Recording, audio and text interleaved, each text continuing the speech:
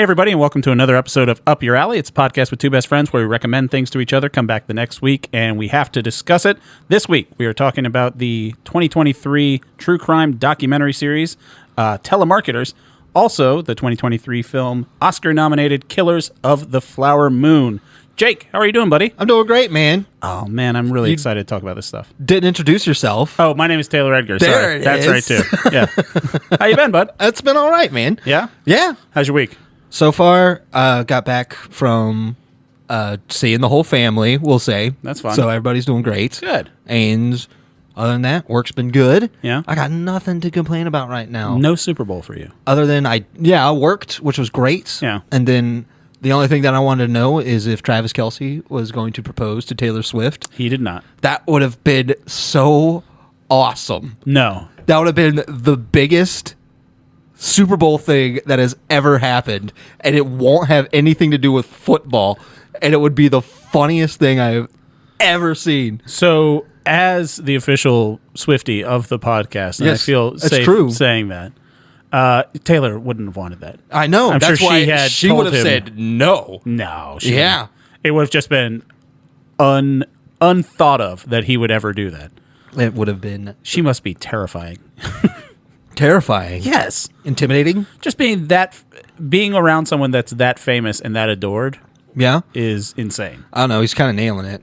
saw- He's so charming. It's is. kind of like I He's a could good guy. see it. Yeah. He's just like a legit good guy. I saw a tweet earlier in the week that was a response to someone else's tweet. Someone was just saying, it was a lady saying that Taylor Swift represents the inner monologue of every woman. Like, she feels everything that we've all felt, and she's just good at articulating it. Mm-hmm. And she said, do men have anyone like that? And then someone just responded, yes, it's Larry David. Larry David. And I was just like, yeah, that's pretty much it. Tom Petty. No, it's Larry David. I was born a rebel. Were you, though? Yeah. Were you, though? Down Dixie. Yeah. I was born on a Sunday morning. That's true. That's Yeah. accurate. But no, speaking of Larry David, though, Curb Your Enthusiasm is back. Yeah. Have you watched any of the new season? No. It's great. I didn't know it was back. It's so good. So many things came back in the past couple weeks. Yesterday, we were recording this on Tuesday. Jon Stewart was back on The Daily Show. I did watch the open monologue of that.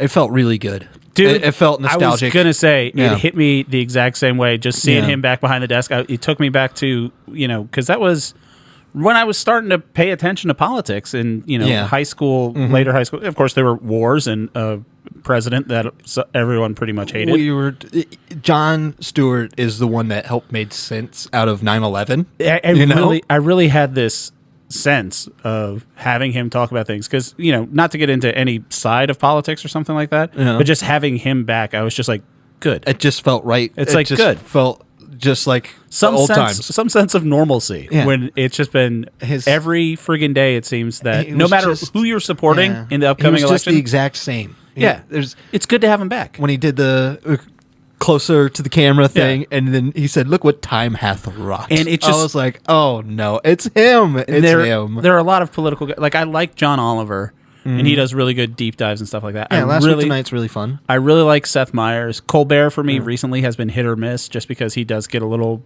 I don't really watch any He of that goes stuff. for the message more than the joke sometimes, which that kind of turns a lot of people off. And then everyone on the right is just kind of not funny. Yeah, for whatever reason. But because Jon Stewart jokes need to be based in truth and facts.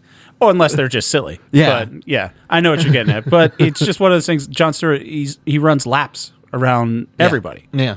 It was so nice to have him back. Yeah, it just felt really good. Yeah. That was like a nostalgic hit. So it was perfect. I was really into it. It was the I'm reboot fine. that I always wanted. Yeah, I'm absolutely fine with him doing this. So happy for that. And playing an open beta. It's my first time playing an open beta for a game. Holy. Yeah. For the Skull and Bones. Oh, yeah? Yeah, the Ubisoft, I saw essentially Assassin's Creed 3 open world thing. Well, how so? It's fun. Yeah? I mean, the walking around on land, it was kind of jarring. It does the thing that they do in games now, where you start out with all the powers. Like, you start out driving a ship that's got like 20 guns down the side. You're just wrecking people, and you're like, yeah, this is... Because I'm a big fan of Assassin's Creed 4, Black Flag. Yeah. Yeah, And definitely. The Assassin's Creed Rogue, which is like the kind of spin-off of that game. Also a really good game. And I was just like, this is it. This is awesome. This is going to be great. And then, it ships you back to, you're back in the little small boat and you got to work your way up. And then you get on land and I'm like, I'm going to stab this guy. And I'm like, oh, it's not an Assassin's Creed game. I think you can't just, it's not open world that way. No, at least not to the point that I was, because I played it until you get a little bit of a bigger boat. And then I was just like, I'm kind of done. Okay. It was enough of an open beta for me to be like, I'm not going to purchase this whole game. A beta, man. Look at you go. It's kind of fun. I'm trying to get into it. I'm still playing a lot of Pal World. Pal World is fantastic. Yeah, a lot of my friends have been taken in by it. I figured out why I like Pal World so much. Mm-hmm. It's because I don't know enough about new Pokemon. Yeah. Like, I didn't play Scarlet and Violet at all, and I know there are a bunch of new Pokemon in that, so this might as well be a new Pokemon game to me that I don't know any of these Pokemon. Not too bad. Yeah. Then you get into, underground layers, and you're like, oh, it's like a cave, and there's, a castle at the end of the cave, and I just have a gun and a dragon, and it's kind of fun. Your character themselves can have a gun to shoot Pokemon? Yeah. Can you eat the Pokemon? Yes. Man, I should really play this game. If you craft a meat cleaver, there's a button where it did say pet. If you have your cleaver done, it says butcher. Oh, yeah? And, there was at one point where I'm like, I wanted to craft some new, pelt armor to up my defense. And it's like, oh, I need one more leather. And I'm like, I don't have any. And then I look at the pig, and I'm just like, if I kill that pig, I'm going to get some leather out of it. Man. So I just butcher him. That's pretty funny. That's pretty amazing. It's fun. The crafting's fun. It's just a great game. You need to boot it up so you can join my guild, because I'm having a friggin' blast with it. You got any plans for the holiday? No. Holiday? Tomorrow's Valentine's Day. Oh. So that's probably a no. No. I got a meeting at work. Oh, that's fun. Yeah. A romantic meeting. Do that. Yeah. I have some Valentine's Day candy on the table if you'd like it. Oh, thank you. It's Happy Valentine's Day, buddy. Yeah, happy Valentine's. It's Reese's. Have I told you my thoughts on the Reese's, the holiday Reese's? No. I've said this to several people, and most of them don't want to hear it.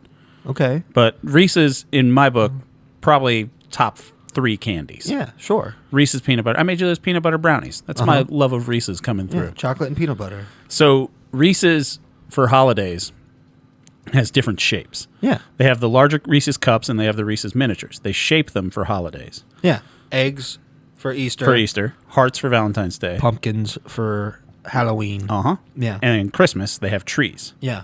Trees are garbage. The ideal holiday Reese's is the Valentine's Day heart. Wow. You're wrong. Can I defend my stuff before you say it? Oh, sure. So what you're looking for in a Reese's is perfect chocolate to peanut butter ratio. I mean, and that's subjective. Right. Of course. For every person. Yes. So the egg shape, and I'm talking about the larger that's ones. the not number these. one. We've got little hearts here. Reese eggs are number one for me.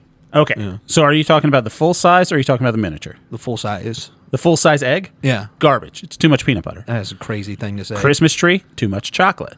In between the Christmas tree and the egg, you have the heart. It's so weird that I speak to you for like 98% and it's like normal conversation. Yes. That doesn't feel crazy at all. Well, here's the thing. And then this comes out and it's like, what are you talking about? No, because you have an opinion on it. So I'm not crazy. Because eggs taste great. They're the same. You're saying they taste great. So I'm not crazy. I'm not crazy if you Eggs have an taste opinion. great. The problem is I don't have that big enough opinion where I'm like, look. Well, you don't have the kind of spare time that I do, Jake.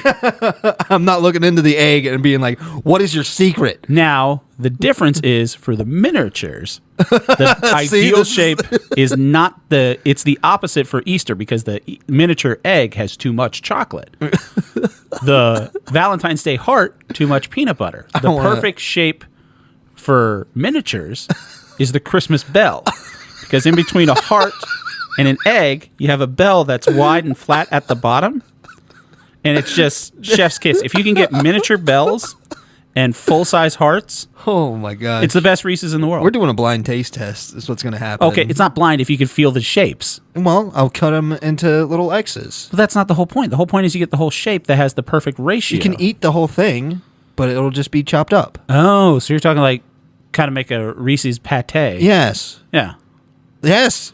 All right. This sounds perfect. I don't know if we can get trees anymore. We're going to have to try. I'm sure they're around somewhere. Yeah. Discounted. eBay.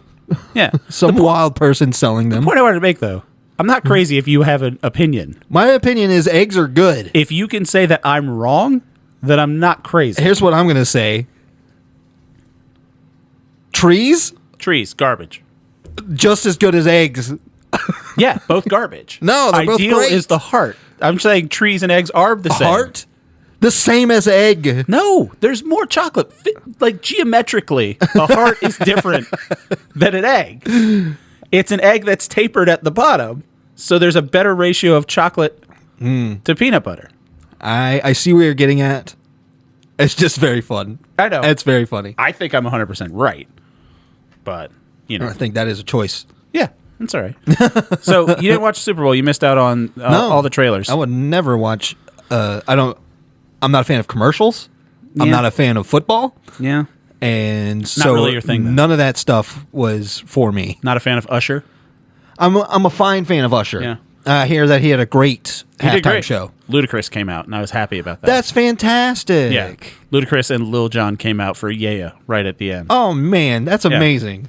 I mean, yes, it was. It was nice seeing Ludacris out there. Yeah. What I was bummed about was they had Lil Jon and Ludacris there and Usher, Yeah. and they were doing all this stuff about the Super Bowl in Atlanta. Or they were saying it's all the Atlanta music. They were like, we're in the A. And I'm just like, no, you're in Las Vegas. You were in Atlanta 5 years ago. Why didn't you do this 5 years ago. then? Like, it just, you had the shot to do it. When they had the Super Bowl in Los Angeles, that's when they had, like, Dr. Dre and Snoop Dogg. And I was like, makes sense. Yeah. LA music. But in Atlanta, they didn't have, that's when you have Ludacris and Lil Jon. Like, because Atlanta rap, like, that was my sweet spot in high school. Sure. Like, Ludacris, he's my favorite rapper always. All Like, right. he's a decent actor, but I he's love a fantastic. Ludacris. He's my favorite character in Def Jam Vendetta. He's my favorite all Ice-T. around. Ice-T? Yeah. Omar Epps is good too. Ice-T just being there, being like, look, yo, buddy, you need a tag team partner. And you're like, yes, Ice-T, duh. Obviously, it's gonna be you, Ice-T. It's just clips from Law and Order SVU that they edited into the video game. Yeah, but I don't know. It was fun. You missed the Deadpool 3 trailer. It was good. I mean, it's a movie that we're probably going to watch anyway. 100% we're gonna watch it. So but I was like, I don't need to see it. it's the only official Marvel movie that's coming out this year, That's amazing. which is nice. Although we are going to go see this weekend, we are going to go see Madam Web. I don't feel the excitement you do for Madam Web. I will watch this movie. Yes, I'm just not expecting anything from it. you shouldn't. One of the things is I know they took out that line that everybody was memeing. He was in the Amazon with my mother while she was studying spiders when she died. Yeah. They're like, that line is out of the movie. Yeah. Get it out because people are going to go crazy. Yes. Also, if we sit down and watch it and it says, just kidding, it's Morbius a third time in theaters, that would also be very fun. What I like about this movie is it seems that a lot of the actors were tricked into doing it because It sounds like they thought it was in the Marvel-verse yes. when it's a Sony movie. Because like Sydney Sweeney, when she got officially, announced in the role that she's in, and she's, a hot up and coming young actor, she posted something on her Instagram, and Dakota Johnson did the same thing, where they would like cross tag each other, and then they tagged at Marvel and MCU, and everyone's just like, "Oh, honey, no, I mean, they can. you're in Sony." Yeah. I Like- mean, they can, Hopefully, but they probably won't because this movie probably won't do that well. I think Deadpool's gonna fix most things Madam Web canonically. isn't... well, that's Searchlight. Well, no, I guess that's not 20th Century Fox anymore. Well, yeah, that's Disney. Deadpool is an official MCU movie. Yeah. But they show in the trailer like he's fighting in essentially the void from Loki, where all discarded things through time go. And like the time variance authorities in the trailer, and Deadpool's going to have to go fight stuff. And at one point, he gets like knocked back, and he's knocked back against the 20th Century Fox logo. Uh-huh.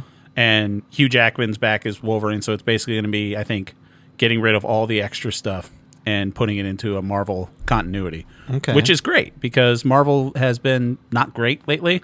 I mean, last It's not year, interesting, I would say. last Because year I they couldn't tell you. They had Guardians 3. That was a great movie. Yeah. Not even the best out of that trilogy, though.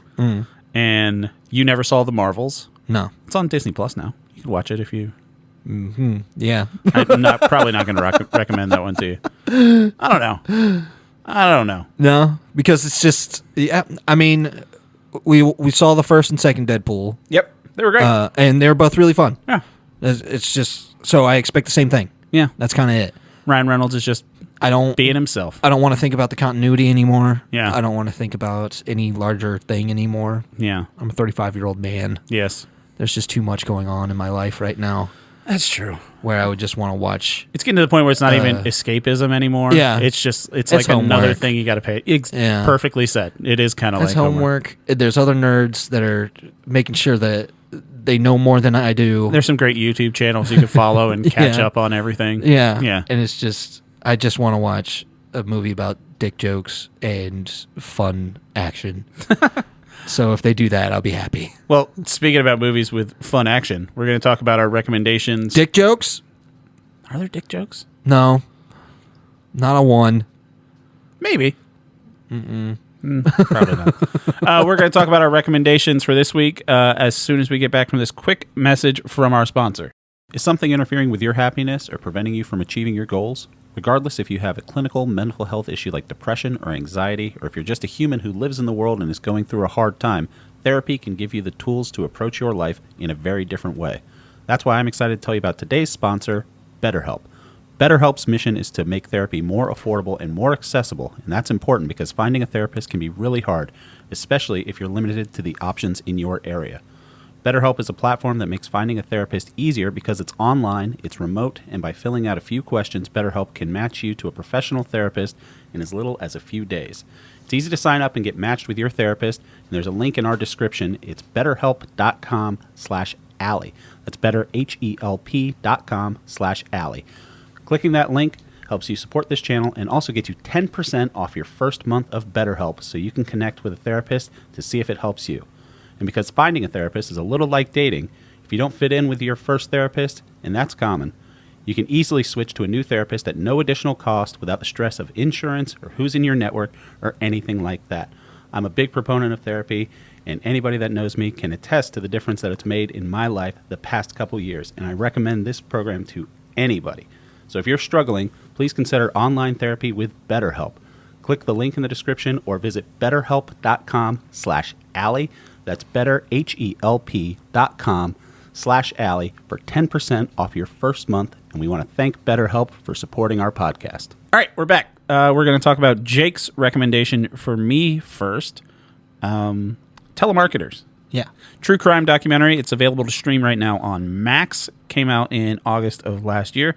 Jake, give us a little background on this, how you came across it, and why you thought I would like it. I was watching stuff on Max, and Gotta love Max. they were showing, there's other stuff on Max, Yeah. and one of them was a trailer for this, and it's called Telemarketers. And what enticed me about it is a little more information on what telemarketing is like from the inside. So I was intrigued at the beginning right there, and then I watched it, and it's a good 3 episodes of pretty wild stuff. Yeah. With a very engaging character. So I was hooked by the end of the first episode, and so I binge watched it, and I was like, that was really good. Yeah. And you gave me a true crime last time, I did. and that American one was Nightmare. very bleak. And I wanted to show you, here's some true crime that's actually kind of whimsical, This but is- also very horrifying. Yes. Yeah. I will say I think this one was a little more off-putting than American Nightmare. I would disagree. American Nightmare was very localized, off-putting. Yeah. It was about one guy, one small-town police department. It's definitely not about one guy. That was the thing. Well, 'Cause one- nobody believes no. her anymore. No, there's one bad guy. No, Like, it was- that's what I'm saying. Yeah. And that thing, she still says she was abducted by at least 3 more people. All right, one group, like Yes. a small localized group. Okay, there Whereas you go. Telemarketers is nationwide nonsense. Yeah. And you know me. You know I love a scheme. Yeah. You know I love a documentary. You know I love business schools. It made me like telemarketing at the beginning. Yes. Because it was just ex-cons who can't get jobs. Yeah. Easy.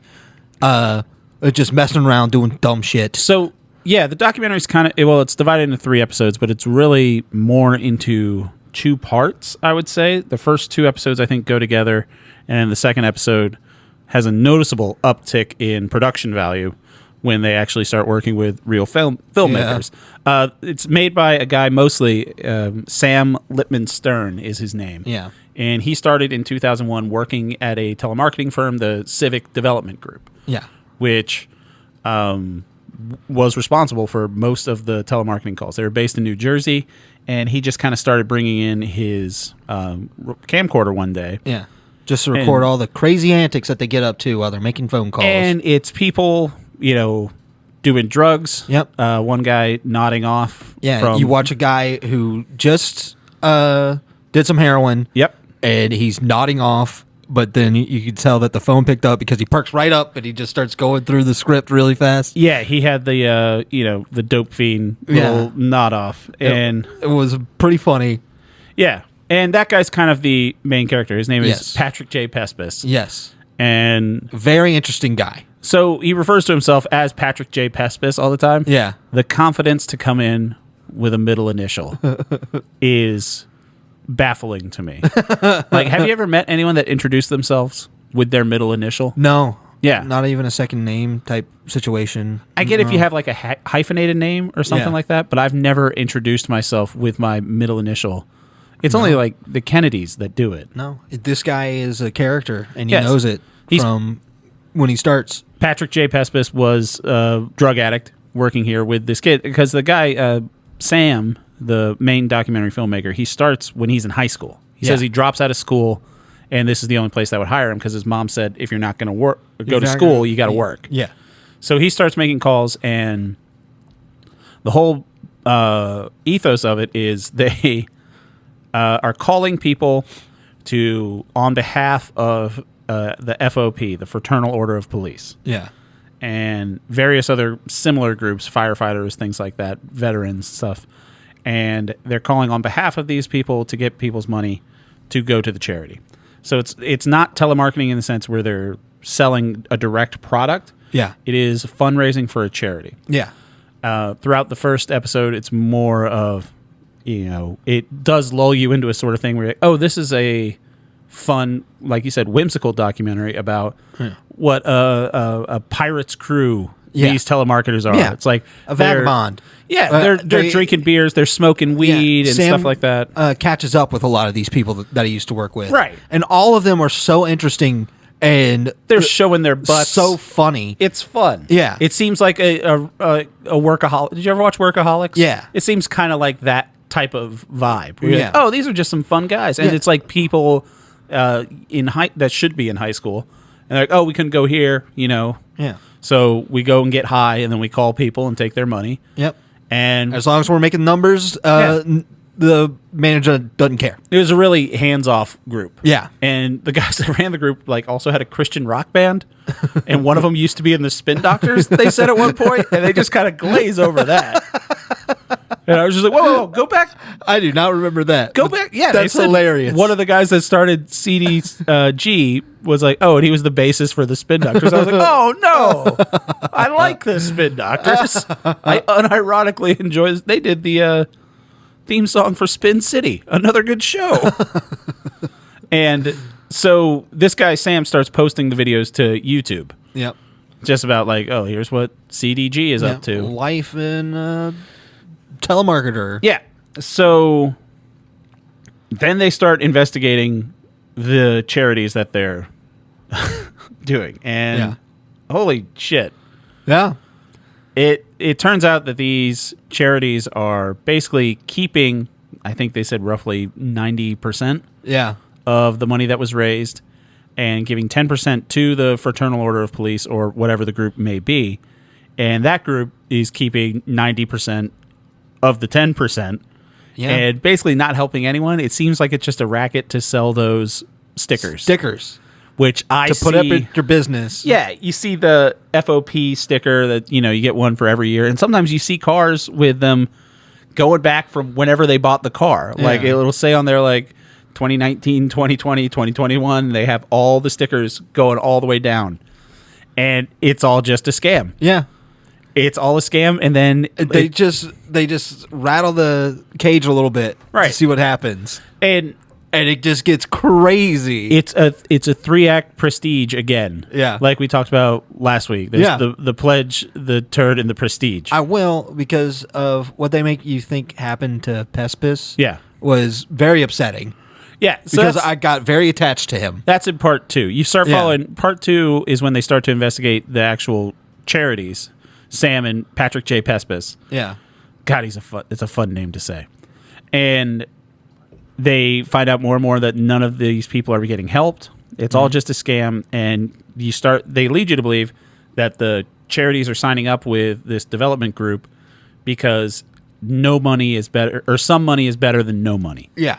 So even though these guys are skimming a lot off the top, they're still getting some get 10%. money. Yeah, they're still getting some money to go to their friends of police. And I'm like, okay, well, yeah, you're hooked up with a shit. It's like when you give to whatever. I don't want to slander any charities that might be actually good. Yeah. So let's say like you give but it there's to like, other charities will spend money donated to them. Right. Some charities will say to help operate themselves. You know a charity scam I was clued into? Huh. You know when you go to like a grocery store and they're like, you want to round up? Oh yeah, don't 25 do that. cents. Yeah. So apparently what happens is that grocery store already pledged a certain amount to give to that charity to write off their taxes. Yep. So if you round up, it's just offsetting what that department store or grocery store has to give to that charity. Yeah. Because you're just contributing to the money that they already contributed. Yeah. So yeah. Fuck you, Kroger. Yeah. Or whoever the fuck is doing every that. grocery store. Yeah, every grocery store. Every single place. Fun fact, kids, don't do that. The money's already gone to the charity, so you're just offsetting some corporations. God, this podcast is making me less and less capitalist all the time, and I feel like that's your... I think it's just you hanging out with me, buddy. I think that's your end game, is to turn me into some fucking asshole. I don't know what else to say. Damn straight. So the turn is Pat goes missing right when they're about to start busting or rattling some cages, like you said. Yeah. They get kicked out of a McDonald's because they're filming in a McDonald's while they're calling people. And it turns out that the FOP knows that none of this is really going to charities. Yeah. And they're fine with it. Mm-hmm. And they're not giving any of their end to the people. They know it's all a scam, and they're just kind of in on it. And they're not even really associated with the police department. Yeah. They're just cops and retired cops. This is basically their social club. You think that you're giving money to cops, or at least a because it gets organization bad. Like that, right? It gets bad when it turns out that they can say you're not. It wasn't Civic Development Group anymore. They're like, oh, now you work for this company, the FOP, directly. Yes. Because before now they would you have think to that say you're talking to a cop, right? Yeah. Before they would have to say, I'm calling on behalf of this. Oh, do you work for them? No, I don't. Yeah. I'm calling on behalf of them. But then they make a turn where they're just like, no, you can say you work for us. Yeah, it's fine.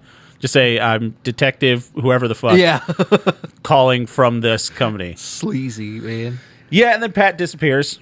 And Pat comes back in part 3, luckily. I thought Pat was going to die. Me too. I felt the so same upset. way about Pat. Yeah, I thought the same thing that when we watched Anatomy of a Fall, and I thought the dog was going to die, and I was going to be really fucking upset with you. If Patrick J. Pespis went down, I was going to be so upset. Me too. Like that's why I had to immediately watch the next episode. Yeah. And I was so mad at the show knowing that they led you in. Patrick was just like, oh, hey, yeah, sorry, I went away. I found Jesus. Yeah, he just goes away, cleans up, and finds Jesus, which, good for him. Good for you, man. It's fantastic. I did, so there's a break where Sam, stops doing this, and I wrote down this quote that he says at the beginning of part 3, where he's talking about what he's been doing. Yeah. And just very flippantly, he said, yeah, I've been filming some weddings, some bar mitzvahs, some foot stuff. It's just like the Spin Doctors. You can't just slide in some foot stuff. You're like... No, that dude knows what he's doing. Sam's making a great documentary. Apparently you can make a lot of money doing foot stuff. Sure. I think most people are subscribed to it for a meme, which if you're cashing... we don't need to get... I would love to. We don't have to, though. I would love to get into it. I bet you would, but we don't have the time. I know so much about porno. It is well insane. I'm well aware. I know. I gotta find a way to make money off of it. There's no way.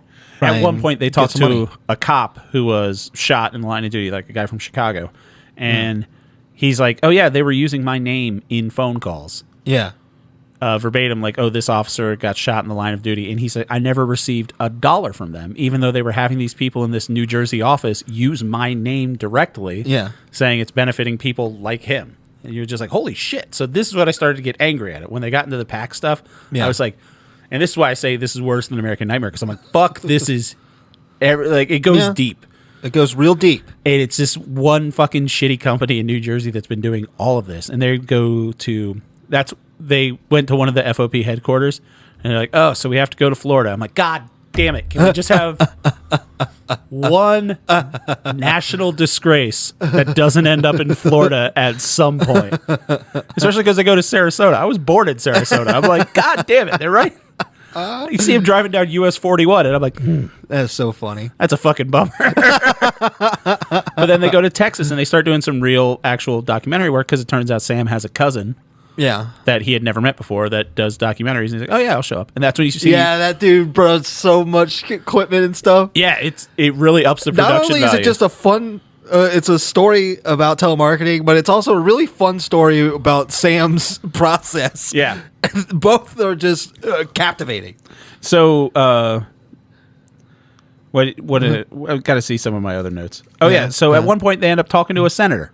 Yeah. Patrick J. Pespis sits down with a senator, and he's so genuine. He's like, make sure someone takes my picture. Yeah, I want my picture taken with the at senator. the end, let's get a picture taken with And when him. he's dressing up, I notice this is just one of those things that I always notice. And once I tell you about it, you'll always notice it too. Yeah. It's when someone isn't prepared to dress up because they have a button-down shirt that still has the lines on it from where it was folded in like the little... You buy it pre-folded in like the little sleeve. Oh, yeah. And it has the lines going down on either side, and then like there's a fold right there. The creases. Yeah, it's just like, oh, that's a brand new shirt, buddy. Yeah. Like he didn't have that. He didn't iron it out. No. Yeah. He pulled that out of the bag from Van Heusen that he got at Marshall's, and he just put it on. And that's when you're just like so fucking genuine. Yeah. Like nothing about this guy's fake. Yeah. Like you're like, he just got that shirt. And like he's been that way even when he was a drug addict. You Yeah. know, he was a very real guy who just wanted to expose the hypocrisy of everything, even in himself. It was kind of nice when he was on drugs and he was like all into the conspiracy shit. Yeah. And then to see that there's some of that can carry into sobriety. Yeah. Where you're just like, oh yeah, no, that's just who this guy really is. I also want to add that when he comes back to his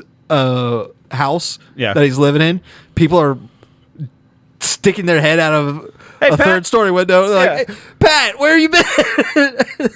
I'm a big fan of Patrick J. Pespis. He's one of the... he's in that realm. Once you see a documentary about him, you're like, I can't believe this person exists, and it's also just infinitely like I'd watch Patrick J. Pespis do anything. It's like you remember when Tiger King was big? Yeah. With Joe Exotic, you're like, I can't believe this motherfucker is just out in the world doing stuff. Patrick J. Pespis is the same way. It just I can't get past the middle initial. Yeah. If I walked up to someone and said, "Hi, my name is Taylor H. Edgar," you'd be like, H is a hard one, though. I understand. It's not the best. And my initials are the. Jacob R. Baggett. It doesn't have R.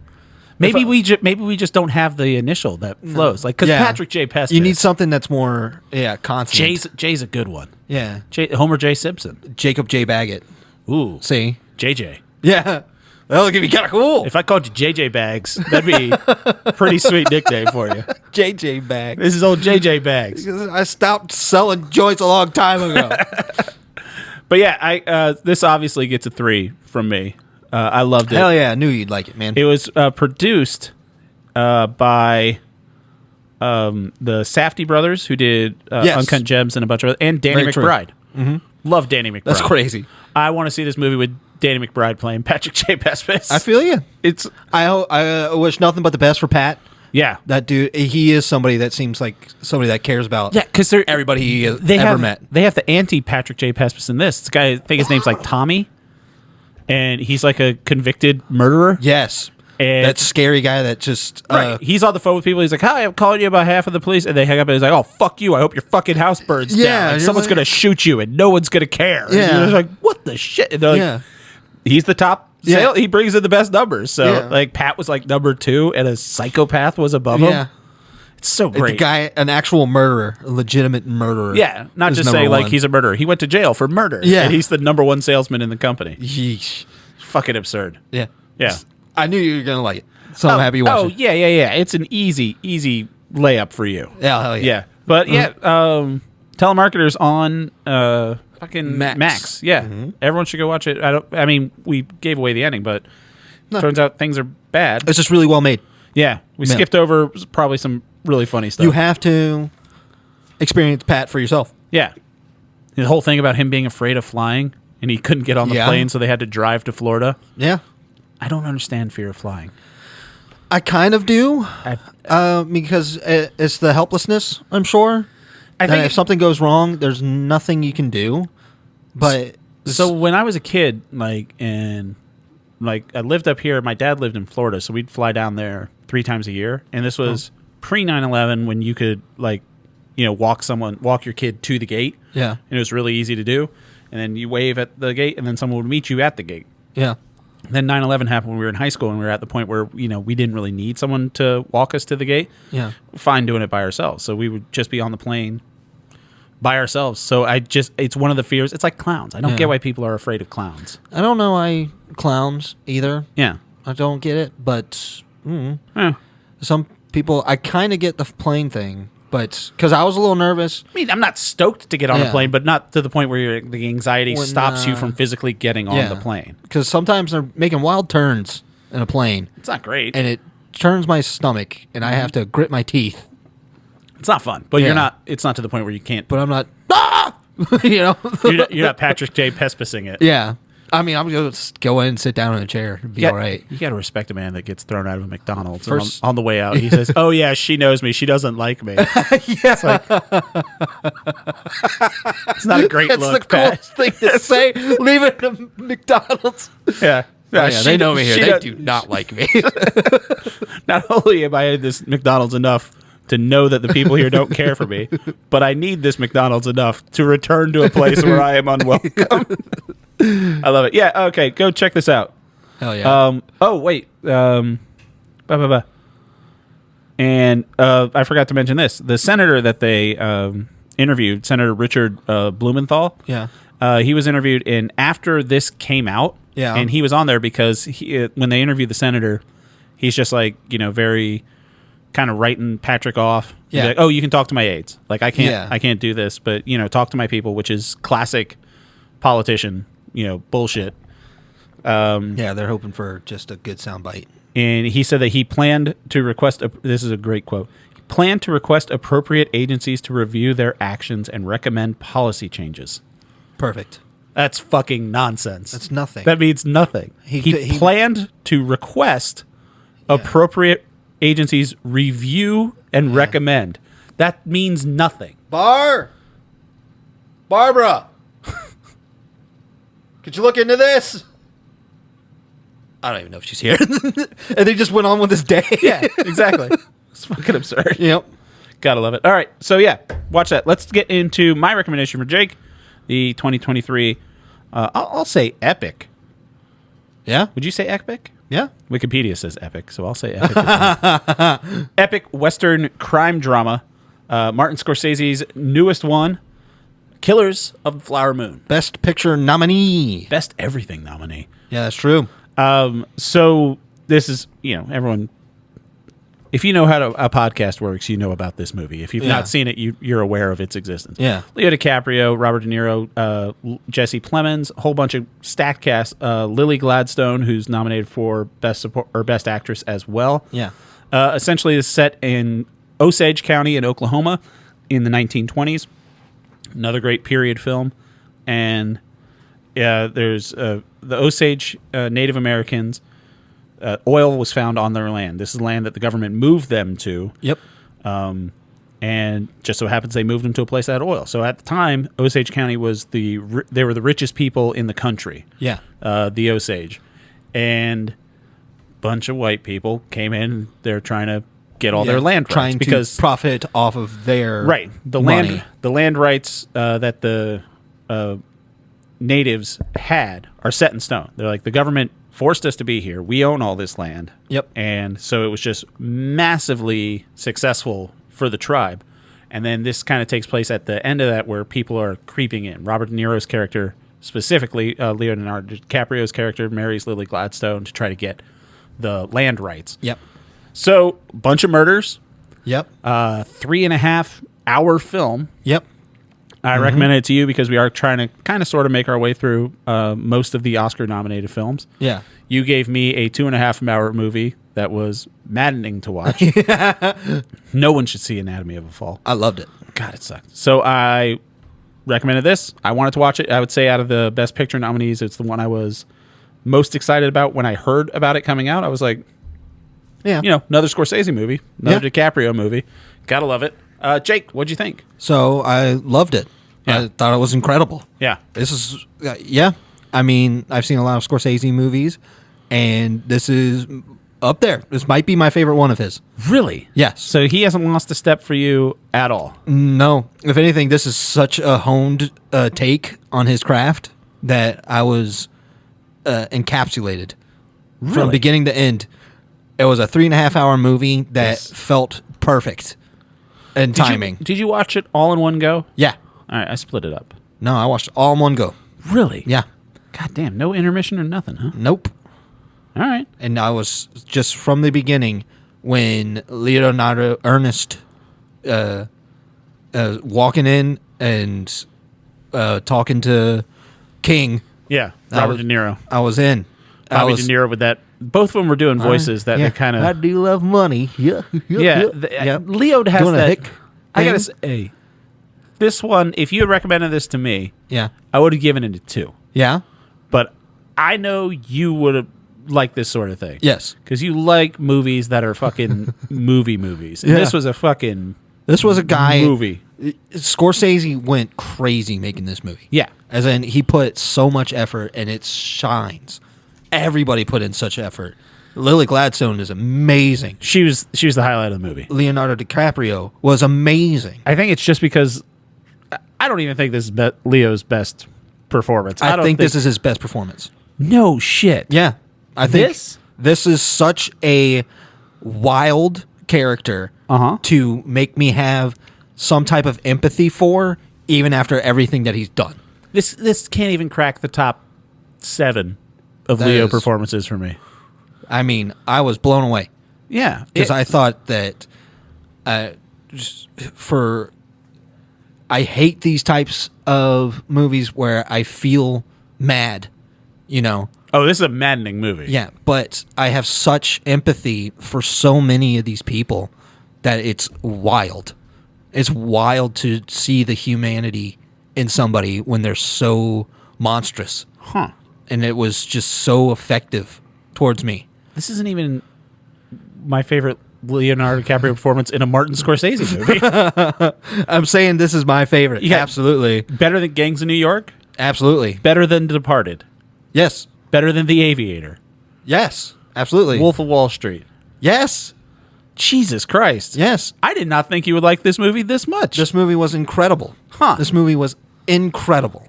Wow. There was just this. This is going to sound crazy. More crazy than my thought process about Reese's? Yeah. Which Give it a shot. I do refer to as my Reese's thesis. You so bitch. Don't try to change the subject. I'm just saying. So, exactly what I was talking about. Uh-huh. I'm gone now. It's all right. All I can think of You're is talking Reese's about it. thesis. It is my Reese's thesis. Son of a bitch. No, you're saying the shot that you want to say. That sounds The crazy. shock. Oh, I haven't felt like this after a movie Yeah. since we went and saw Avengers Endgame. No shit. Yeah. Martin Scorsese famously hated Avengers Endgame. Well, that was a movie that took, 12, 14 years to build? build Yeah, up, somewhere around and the payoff was worth it. Uh-huh. He did that in 3.5 hours, and afterwards, I was like, I can't believe what I just saw. So the supporting cast in this, I really like this movie towards the end. Yeah. Once they started getting, I think there's a court case going on, and the prosecutor is John Lithgow, and the defense attorney is Brendan Fraser. Yeah. They just both did fantastic. Fantastic jobs. Brendan Fraser, They're in it for outstanding. all of 10 minutes, And John Lithgow and Brendan Fraser are so good. I do think Jesse Plemons is in this as the FBI guy. Great. Which I like when Jesse Plemons shows up and he's just like, I'm with the Bureau of Investigation. It's the point where people are like, what? Yeah. Like, what are you talking about? Because it's like the early days of the FBI. Yeah. He's like, oh, yeah, J. Edgar Hoover sent me. Like, who's that? Oh, yeah. No one really knows yet. Yeah. And all I could think of with Jesse Plemons there, I was like, did he want Matt Damon to do this? Because Jesse Plemons is kind of Matt Damon adjacent. He's kind of Matt Damon adjacent. Yeah, I can see it. When he started feel it. on Breaking Bad, there was a meme going around calling him Meth Damon. Yeah. And I'm just like, that's pretty spot on. But he delivered a fantastic I performance. love Jesse Plemons. He's a great actor. When the FBI shows up, that was a really well executed part. Yeah, it did have kind of the vibe. So towards the end, when the plan between Leo and Robert De Niro is like starting to fall apart, and Leo flip-flops back and forth on whether or not he's going to turn Robert De Niro in for all these fucking murders that they've been doing and blowing up people's houses. And it has the scene where Leo's getting arrested, and it does have that feeling almost like it's like Goodfellas, but set in the 1920s. That's a lot of it. The narration was done incredibly well executed. Yeah. Having 4 or 5 different narrators talking about themselves, talking about their experiences. Yeah. Molly telling you of all these Osage people that have died. And it's just like you just think that you're hearing about the deaths recently, and then you see one that's an actual murder.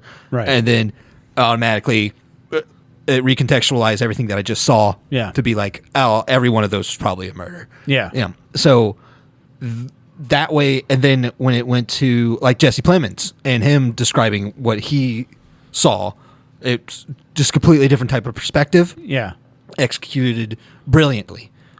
Putting him into Scorsese context for me, it reminded me a lot of Kyle Chandler's performance in The Wolf of Wall Street, where he's the guy that's trying to like bust Leonardo DiCaprio. He's the guy that works for the FBI or the ATF, whatever fucking people busted Leonardo DiCaprio. And he's just that cop just doing the work. And I was just like, I love that character that's in Scorsese movies. And it's just watching the FBI work Yeah. because it felt like incompetence. It was brand new. They were walking on baby legs. Yes. And to see the procedural of getting a confession out of somebody in the 20s. Yeah. That was very interesting and Stand awesome. up for fucking 10 hours or whatever we're going to make you do. Just keep them. Yeah. It's like, well, you're not going to sit down. Yeah. Believe it or not, J. Edgar Hoover, not really that worried about people's personal human rights or anything like that. But I like how they had one guy walk in and it was just another criminal. And he was like, can I just have 10 minutes alone with this other criminal that's talking? And I was like, it's amazing. Drunk Leonardo DiCaprio. I don't think Leonardo DiCaprio, like, like I said, I don't think it's his best performance. He does that thing where he gets like really quiet. He's like, I think I see what you're saying there. I see what you're saying. It's a lot more nuanced than it needed to be. I think he goes almost too nuanced to where there's nothing there. I think it kept changing what I expected. Yeah. But I never let go of... I never just backed up and was like, this guy's just a monster. You know, even though he is a monster. I think Leo does a good job of playing him as an idiot. Yes. Like, he's not a scheming mastermind. Like, De Niro's the mastermind character. Yeah. And what do they call it? He's the useful idiot. Yeah. Yeah. But you could tell that he knew the bad stuff that he was doing. Yeah. And he even has the line, he's like, I love money almost as much as I love my wife. Yeah. And it's just the exact opposite for him. Mm-hmm. He loves his wife almost as much as he loves money. And Lily Gladstone just Yeah. fucking incredible. You know, she got this part over Zoom. Who's Zoom? That's a great joke, Jacob. Nice. I hate how much I liked that joke. That wasn't great. No, from the IMDb trivia, apparently she was filling out, putting in her credit card information, because this was during the pandemic and shit like that. Yeah. She was putting in her credit card information to like go back to school to like get a degree in like data entry or something like that. Yeah. When a Zoom call popped up from Martin Scorsese. to talk to her about getting this role. Which, that may or may not be embellished a little bit. I don't know. But if it is, it's a great story. Good for her. She is incredible. Yeah. I just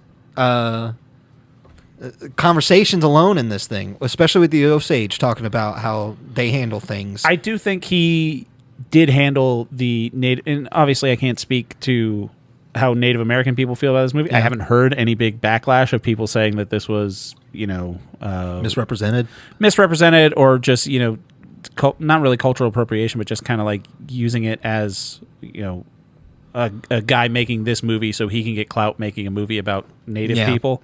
Mm-hmm. But it seemed great. I think everyone was fantastic in it, and I really like the interesting parts, speaking the native language and stuff like that, and even how the time jumps in this were what got me. Yeah, it was very disjointed, where it's just like, Leo will just be like, she's pregnant, and then the next shot they'll have like a 3-year-old. Yeah, and I guess that's a choice in the movie making and stuff. Like that. It works for me because the pace for a 3.5 hour movie, the pace is pretty brisk. It doesn't want to slow down. It keeps you at a pace. Yes, it has the score threw me off. The score is beautiful. The whole middle hour and a half has just this awesome guitar riff that's going on. It's the entire time. It's the same music you hear when you're playing Red Dead Redemption and you have to go somewhere on a mission. It keeps you focused. It's not distracting in any way. No, but it's just like, hey, this thing's it's just this consistent beat that keeps going. It brings up your heartbeat. Yeah, to keep up with the pace that's going on. Yeah. So Leo was not nominated for Best Actor for this. Wow. Yeah. De Niro was nominated for Best Supporting Actor. That's great. I think he was great. Who's he going up against? Sterling K. Brown, Robert Downey Jr. Robert Downey Jr. is going to get it. Oppenheimer. But Lily Gladstone, I think she's got a pretty good shot at Best Actress. I don't know, but I can see her winning it, honestly. Well, she's going up against Annette Bening. I will say for a movie called Naiad, which I've never even heard of. Carey Mulligan in Maestro, Emma Stone in Poor Things, and Sandra Hüller in Anatomy of a Fall. Mm-hmm. She was great. Nope. Yeah, she was. No, they're going to give it to Lily Gladstone, 100%. But Scorsese's nominated for Best Director too, so he's not going to win that. The thing that put this movie over the edge for me was the ending. I think the ending was brilliant. When Scorsese put himself in the movie. I don't want you to ruin the ending for anybody. Okay, well, he's in it. I'm not saying what, but he makes a little cameo. But all directors do it. The ending that he made was awesome. Awesome. Yes, I think that put it over the edge because that is such a different way. It's like a Goodfellas ending where he's wrapping up. It's time to wrap up. Yeah. And it's just executed in such a brilliant and fun way that that's going to stick with me. Yeah. So I liked it. Like I said, I don't think it's his best. I don't think it's so not Leo's best. I can't. That's the sticking point. I think Leo was amazing. I think really. I can't believe that he won Best Actor for that bear movie, The Revenant. Yes. Yeah. Where I felt emotions for this character beyond just I hate you, and that's really cool. Yeah. Because this movie, I shouldn't like this movie as much as I do. You didn't feel that way about his performance in Wolf of Wall Street? Wolf of Wall Street's great. Yeah. I love that movie. Yeah. But I think this is something that I care more about than stupid money. Like, money is so stupid and dumb. And fake. And it's fake. Yeah. So I don't care about that guy, like, emotionally. I loved Wolf of Wall. I think... So people is something that I really care about. I think The Departed is probably my favorite Scorsese movie, just because I think The Departed is almost awesome. A perfect cop movie. Yeah. Goodfellas was my favorite of If you Scorsese. had to put a gun to my head and make me pick what your favorite Scorsese movie was ahead of this, I would have said you probably would have gone something weird, like either Last Temptation of Christ, King of Comedy, or like Cape Fear. No, Cape Fear is amazing, though. You would have picked one of those.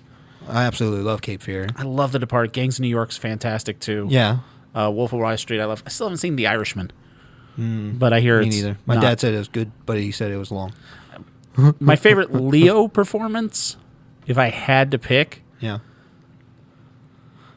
Catch Me If You Can. You know what? I love Catch Me If You Can. I wasn't gonna say Catch Me If You Can. I think that movie hits all the buds for me. It's Spielberg. It's fine. It's Spielberg. It's Tom Hanks. It's crime heist. It's comedy. Catch Me If You Can. Fun is flick. Probably my favorite. But- That might be up there with my favorite Spielberg movies. But Even. I was just blown away by this movie. All right. Well, I'm glad you like it. It's available to stream on Apple TV Plus. If you got that, otherwise you can rent it other places. I'm sure it's back out in select theaters. Damn. I mean, a lot of places are doing that for this. Jake, It's on Netflix, isn't it? It's a did you say Netflix deal. No, it's Apple. Oh, okay. Apple produced this, which is Okay. yeah. There's a weird thing with like tech companies that are producing movies, Apple especially. I don't think they get how movies are supposed to be made. I forget where someone was saying this on a podcast or a YouTube video or something, and they just like their response with R&D and stuff like that. Platforms like Apple and then tech companies like Meta or places like that are getting into movie making. They just kind of throw all the money at it, and they're like, "Oh, that's great," and it can kind of be like a loss leader for them, where they're like, "Oh, this is an Apple movie. Yeah. Who cares that it didn't make that much money or whatever, but it won Sure. all these awards because that's kind of like more important." Yeah. And they don't know how to make movies done like streamline, get it done for as little money as possible, but like old school Hollywood shit. And that's why you have movies that cost $200 million that make $30 million, but they're still heralded as a success. Yeah. And sometimes they don't let you watch Coyote vs. Acme, even though Yeah, money doesn't make sense. no, it's After a fake. while. I think Yeah. we've learned that this week. Yeah. Any other big takeaways from this week? No, No. I don't need the Super Bowl in my life. No. I could survive just as well. So is this taking over from Anatomy of a Fall for your front runner for Best Picture right now? Yes. How many have we seen? Anatomy of a Fall, Barbie, Killers, Holdovers. I saw Oppenheimer. Yeah. So we're missing Poor Things, Past Lives, Zone of Interest, American Fiction, Yeah. and Maestro. That's a lot. Yeah. I mean, we put a good I think we put a dent in the favorites. put a good dent in them. In the favorites, I would say that we. I would say it would be great if we saw the Best Picture. yeah. I couldn't say that we did. I'll say confident considering- to say that we've seen the Best Picture. If we saw Barbie, Holdovers, Killers, and Oppenheimer, Yeah. I think it's going to be one of those. I think it would And by give one it of to those, I Killers, mean it's but then going to be again, Oppenheimer. I haven't seen the other ones that Yeah. are out, so It's going to be Oppenheimer. it's definitely not going to be Oppenheimer. I will fucking guarantee it's going to be Oppenheimer. That's a good bet, I should buddy. not be saying this Yeah. into a record Yeah, recording. yeah, that's a good idea. All right. So let's, first of all, I want to thank everybody for listening to the show. If you want to get involved, tell us what you think or have any recommendations for us, you can write us at upyouralleypod@gmail.com. If you're watching this or listening to this on YouTube, be sure to like and comment. We've been getting some good, Yeah, yeah, 100 subscribers, man. 100 subscribers. That is beautiful. Thank you, guys. Not too bad. If That you're is subscribed, wonderful. that's awesome. If you're not, Yeah. subscribe because that would be friggin' dope. Let's do it 200. I want to say thank you again. I would like to do more than that, but that'd be fantastic. Or if you're not going this on YouTube, if you're listening on Spotify or Apple, you can rate 5 stars there. That's how people get picked up on that.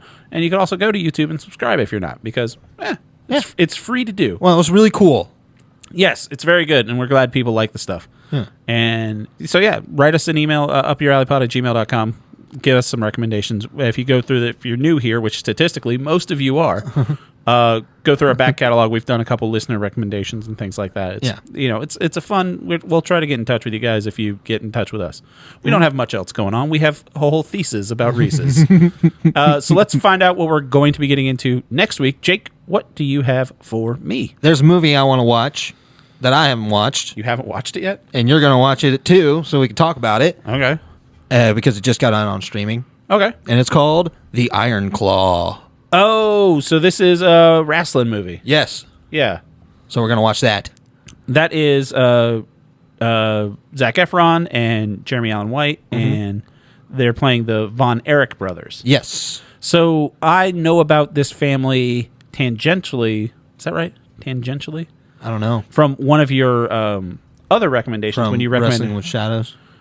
Wrestling with Shadows, and also when you recommended Behind the Bastards. Okay. The podcast Behind the Vince Bastards. McMahon When they were talking episodes? about Vince McMahon, yeah. So that's when I learned about the Von Erich family and how much of a fucking nightmare these kids' lives were. Yeah.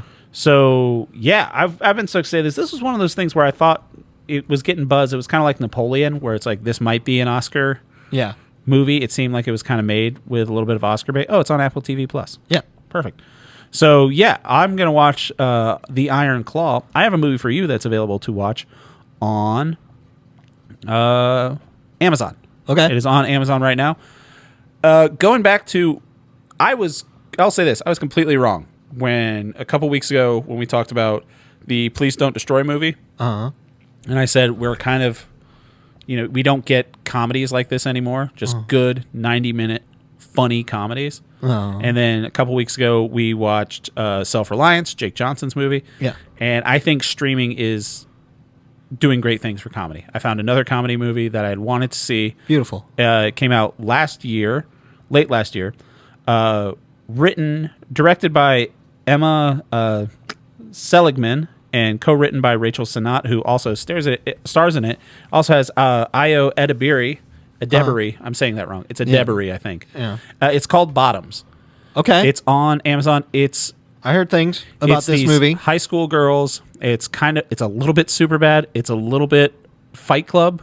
Well, It's a little bit absurdist, like kind of Anchorman vibes or Wet Hot American Summer. cool. It's just a fucking Cool. hysterical Sounds movie. like my style of movie. Yeah, you're gonna fucking love it. It's one of those things where awesome. I didn't think I was gonna like it. Yeah. Legitimately laugh out loud funny. Cool. So we're gonna watch The Iron Claw on Apple TV Plus. We're gonna watch Bottoms on Amazon. Jake, Watch Happy and Sad. yeah. Hell yeah. All right, Jake. Thanks for coming over. Love you, buddy. I love you, buddy. All right, bye. Bye.